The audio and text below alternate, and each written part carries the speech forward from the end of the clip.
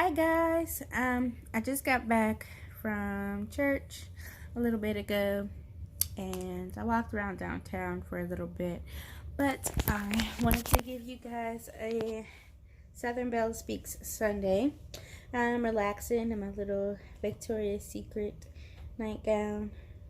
Sundays and Mondays are my only day off from work, so I typically try to take the time to relax and get my head straight for the coming week and that jazz. But I did want to talk to you guys. I wanted to do a story time because I was remembering a story from my college days, and oftentimes, especially at church with my youth, I spend a lot of time encouraging youth on what not to do and everything like that. And a lot of times they're like, oh, you don't understand, blah, blah, blah.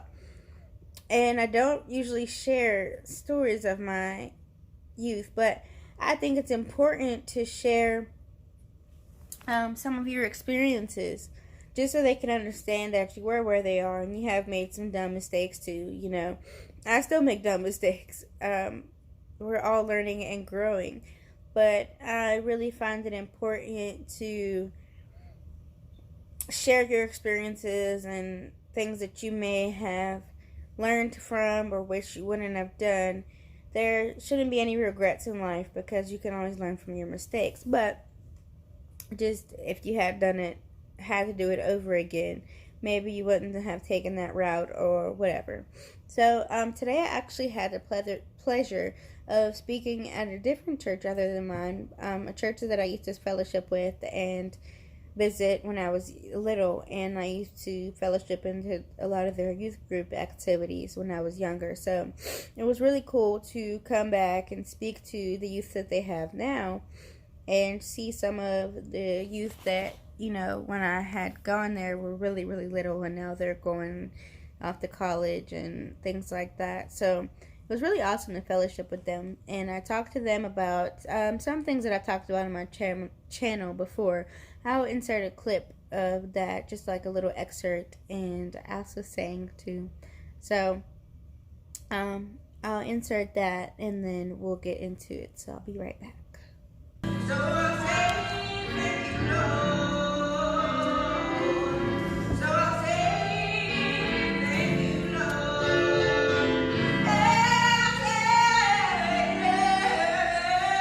Thank you, Lord. And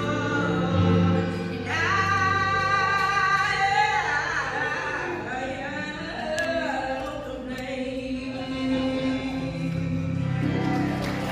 But he will change you first, just like he changed Paul to Saul before he used him. Young people, can you change your crowd and break those toxic relationships that you involve yourself in? Young men, can you break those chains that hold you to violence and degradation?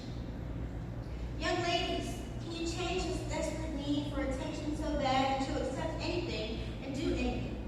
So bad that you allow someone else to place your value? I'm here to tell you that, young people, you have been appraised way too long. So I'm back, and let's get on to this story time. So this story is from my college days, and I'm telling this story not to brag about how drunk I was. This is a drunk story.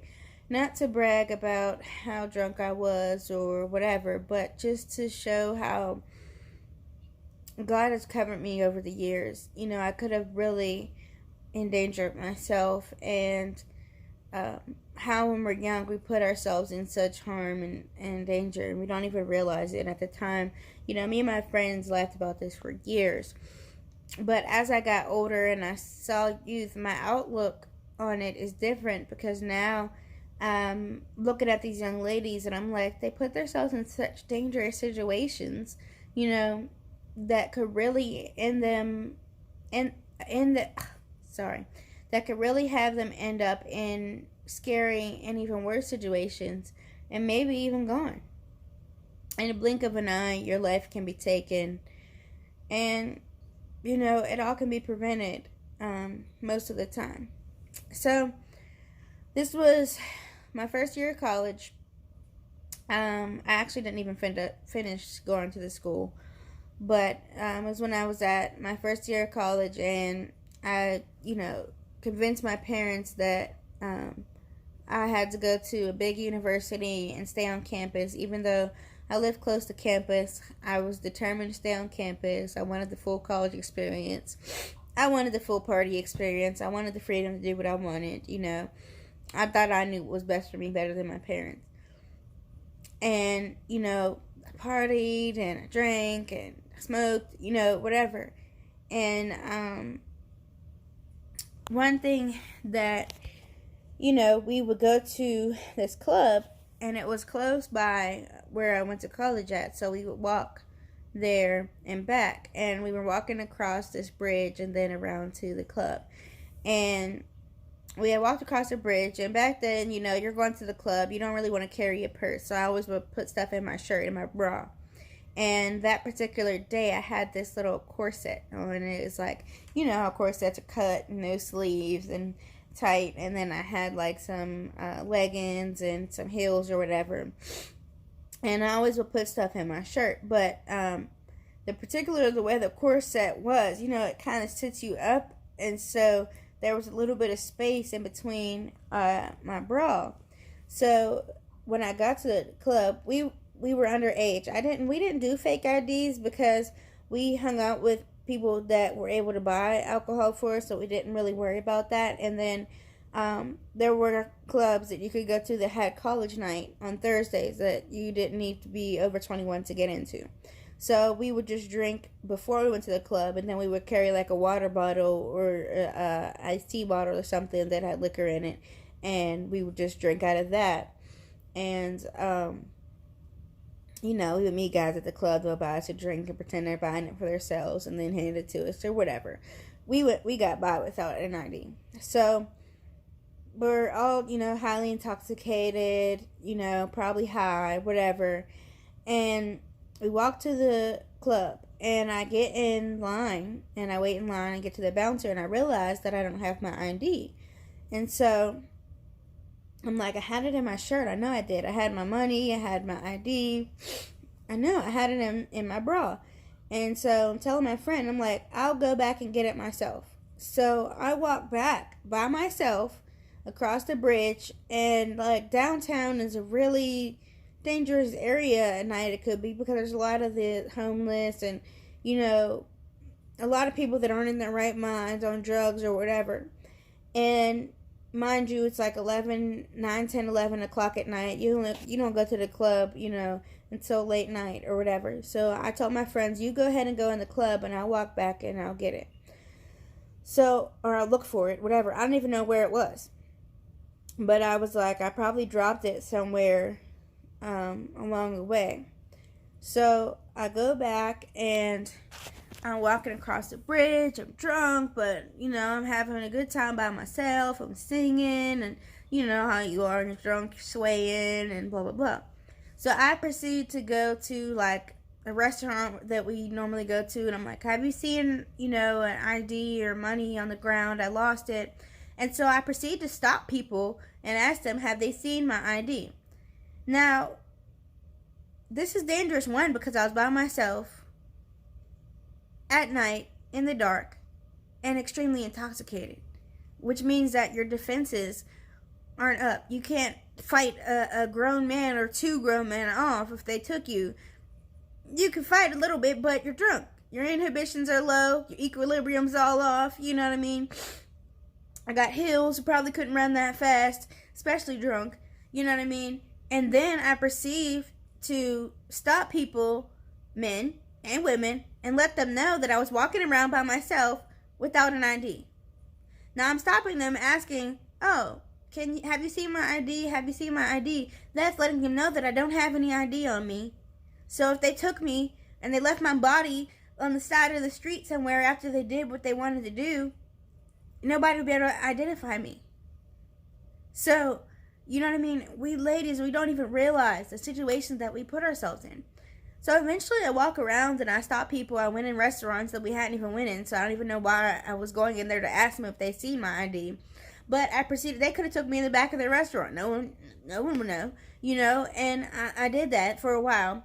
And then eventually I had to go to the bathroom. So I went to the bathroom. My ID and my money were inside my leggings. They had just fallen down my shirt and went in my leggings. So I walked back to the club alone, go into the club. I do meet my friends and all is well. And me and my friends laughed about that for so long because I was walking around and I'm singing, I'm lost. I thought I was lost even though I was downtown and close to where close by to where my dorm was, but that's how out of my mind I was. So I had the funny part of the story that we used to sing is I used to sing the song I'm lost, my money's gone, can't find my ID, and I'm singing this song, we're just walking along, dandy dandy. And so we used to laugh about that, but it's just like when I think about it and think like my niece, she's 7 now, but in a blink of an eye she could be 18, and I just would be heartbroken. I'd tan her hide if I found out she's walking around downtown, first of all, drinking underage, second of all, walking around by herself, and informing people that she's not able to be identified. So, it just, it irritates me at my younger self. It's not funny anymore, and so I just want to encourage you ladies to be smarter, Things can happen in a blink of the eye. This world is not safe anymore. And, this stuff isn't funny. It isn't cute. You shouldn't be getting that intoxicated that you think you're lost, when you're in a familiar place. Eventually, I walked back like I said, but anything could have happened that night, Never go off by yourself. You don't ever, go off by yourself or talk to strangers at night. Like, it's ridiculous. But that was just a little story time that I wanted to tell you, just to encourage some of these young ladies out here. And I hope that you are blessed and you are well. And remember that, we all make mistakes. It's annoying, but I don't beat myself up about it. Past is the past. And I learned from my mistakes, and I believe that we go through things in life so that we can teach the next person. And the best thing that I can do to kind of I can change the situation, and I can repent to God for it, but the best thing to do is to teach someone else so that they don't make the same mistakes that I did. So I hope you're blessed and you're having a blessed Sunday, and have a blessed week, and I will see you soon.